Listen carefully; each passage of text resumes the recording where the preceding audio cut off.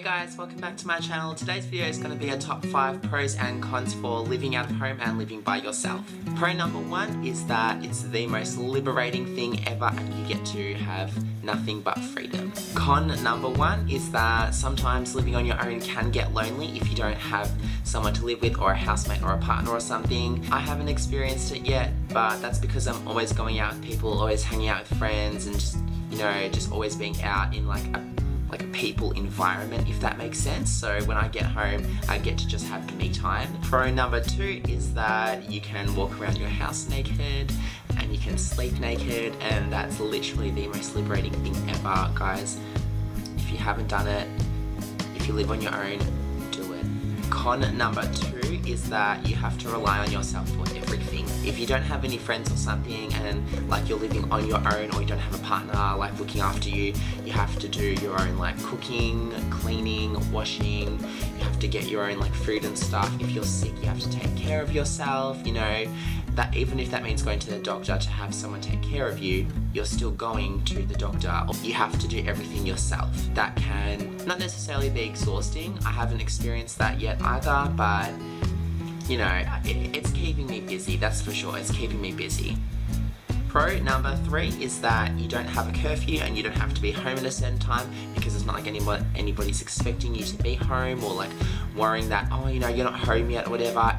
You just, go out when you want, come home when you want, it's really good. It's a good feeling to go out, do whatever at night time, come home at 3 AM after like having a good night. Also for the fact that if nobody else is home when you get home at 3 AM after a good night, nobody is going to be woken up because you're sneaking in home or something. Con number 3 is that you have to cook for yourself and you have to do your own laundry. Now, they're not tedious for me, but some people don't know how to can't cook. Some people can't do laundry. It wasn't until last year that I actually knew how to do laundry, to be honest, and there's nothing wrong with that. I know it's not a priority for people to learn to do laundry or anything. Even though having clean clothes and clean stuff should be a priority, it's not a priority for teenagers or anything to know, because usually they have someone else that's there doing it for them. But yeah, I only recently learned how to do washing last year, to be honest. I don't have a washing machine in my house. There's a local laundrette down the street, so I just go there, get my clothes cleaned and everything, once a week, whatever, or however much I go through clothes. Mind you, I do have a lot of clothes, so that's why I try not to wash my clothes every day or every couple of days, whatever. I try to do it at maximum once a week, if not once every 10 days, whatever, depending on how much clothes I have and how much outfits I've worn that week. So pro number 4 is that you don't have to consider other people that you live with, and you don't have to be mindful of others. For example, you can have really long showers and not have to worry about, I've got to save this person some hot water or, whatever. Like, you can literally, not that you should be wasting water, but, like you could be in the bath or something and be in there for hours and just turning into a sultana or a prune and just laying there absorbing all the water. It's not like you're going to be on a time limit, but like with someone being like, get out of the shower, get out of the bath, other people need to use it. No, because it's just you there and you could take as long as you want in the bath or the shower and just chill. Con number 4 is budgeting. Fair enough that a lot of us have full-time jobs or part-time jobs or whatever and still earn like money, but when you're at home, you can save as much as you want, you can spend as much as you want, because at the end of the day, you're going to be living at home, someone else is going to be paying for your rent and whatever. But if you don't know how to budget, then you're literally going to struggle. I can't stress it enough, guys. Make sure you have a budget plan. Make sure you're putting money away every time you get paid.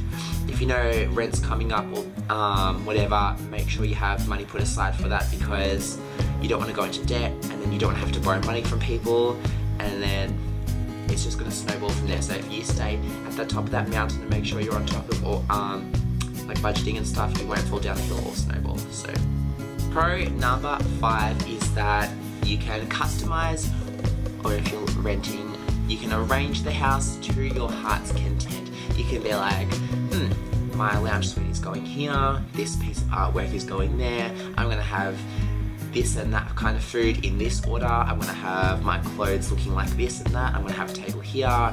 You can literally customize it to your heart's content, as long as you don't touch the building. That was one of my favourite things that I enjoyed as soon as I moved out, was that all my stuff that I had in my bedroom, I could just let it flow and just, you know, things could go in the lounge room, things could go in the kitchen, things could go in the bedroom, things could go in the bathroom.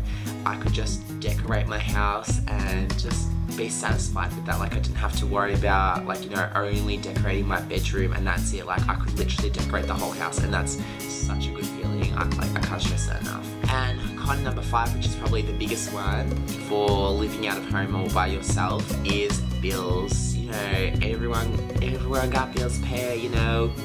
I mentioned it just before, like with rent and stuff.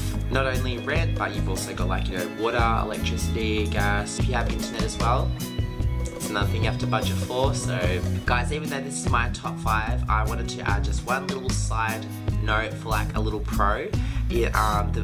Probably the best thing and like the biggest pro about living on your own is that you can be yourself. You don't have anyone judging you, telling you what to do.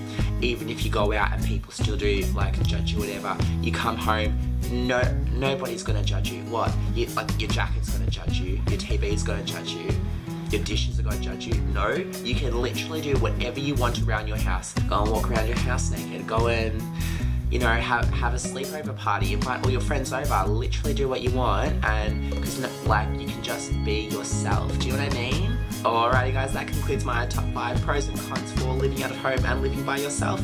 I really hope you enjoyed this video and I hope that most of you can relate. If not, I hope that eventually in the future you will be able to relate and understand where I'm coming from, because it'll just be great. I don't know. If you enjoyed this video, don't forget to give it a big thumbs up, hit that subscribe button and comment what you thought of the video below. And until my next video, I will see you lovely people soon. Bye!